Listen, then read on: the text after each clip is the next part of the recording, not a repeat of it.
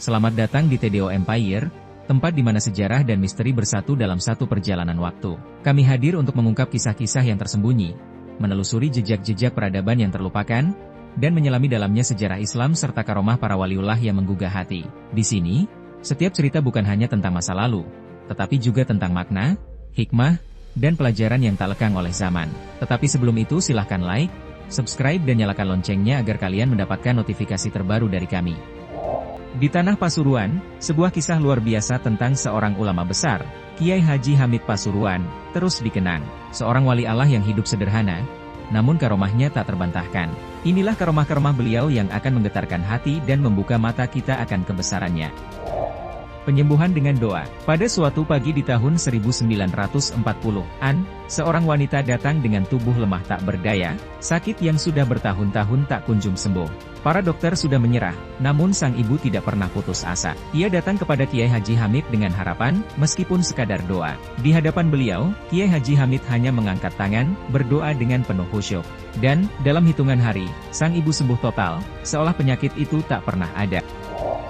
Menenangkan lautan. Suatu hari, Kiai Hamid melakukan perjalanan laut menuju Madura. Ombak tiba-tiba menjadi sangat besar, dan kapal yang ia tumpangi hampir terbalik. Dengan tenang, beliau berdiri, mengangkat tangan ke langit, lalu berdoa. Ajaib! Ombak yang semula mengamuk, seketika mereda. Keajaiban ini begitu mengesankan banyak orang yang menyaksikan. Laut yang biasanya sulit ditenangkan, tunduk pada doa seorang wali Allah.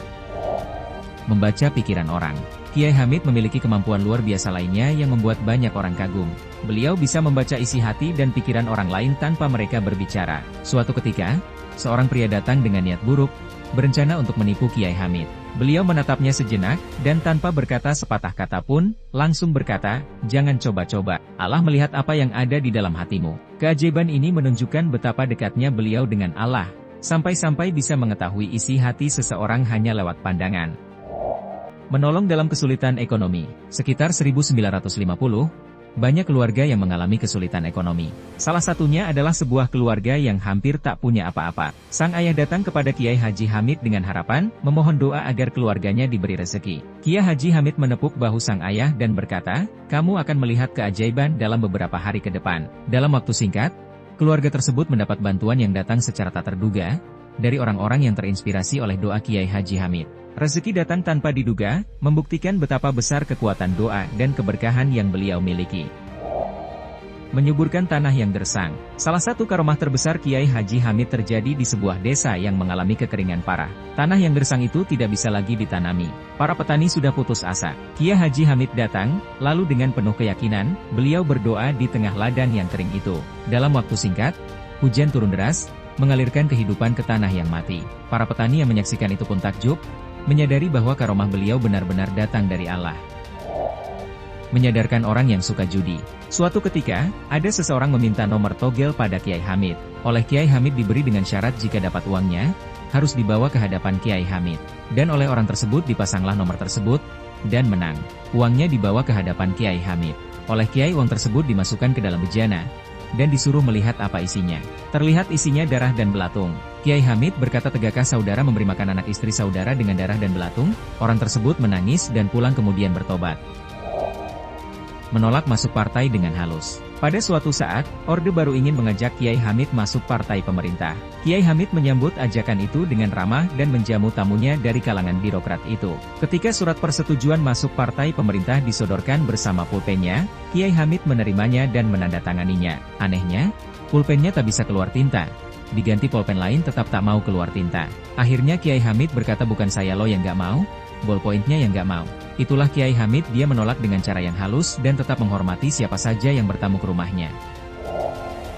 Akhir hayat beliau. 8 Rabiul Awal 1403 Hijriah, sehari sebelum beliau wafat, bertepatan dengan acara haul ayahanda beliau Kiai Abdullah bin Umar, beliau menyempatkan diri ke Lasem dan datang ke rumah gede, tempat di mana beliau dilahirkan. Tidak seperti biasanya beliau sholat 2 rakaat di dekat tiang utama lalu memimpin masyarakat sekitar yang datang untuk bertahlil seperti mengantar jenazah ke kuburan. Tanggal 9 Rabiul Awal 1403 Hijriah, beliau berpulang ke rahmatullah, umat pun menangis, gerak kehidupan di Pasuruan seakan terhenti, bisu oleh luka yang dalam, puluhan bahkan ratusan ribu orang membanjiri Pasuruan, memenuhi relung-relung Masjid Agung Al-Anwar dan alun-alun serta memadati gang-gang dan ruas jalan di depannya. Beliau dimakamkan di turba belakang Masjid Agung Al-Anwar Pasuruan. Ribuan umat selalu menziarahinya setiap waktu mengenang jasa dan cinta beliau kepada umat. Kisah-kisah karomah Kiai Haji Hamid Pasuruan bukanlah sekedar cerita legenda, tetapi bukti nyata dari kekuatan doa dan keimanan. Semoga kita semua dapat mengambil hikmah dan inspirasi dari kehidupan beliau. Jika kalian terinspirasi, jangan ragu untuk berbagi kisah ini agar lebih banyak orang yang merasakan keberkahan. Jangan lupa untuk like, subscribe dan nyalakan loncengnya agar kalian mendapatkan notifikasi terbaru dari kami. Kasih komentar di bawah untuk lebih banyak cerita inspiratif dari dunia para wali Allah. Sampai jumpa di video selanjutnya.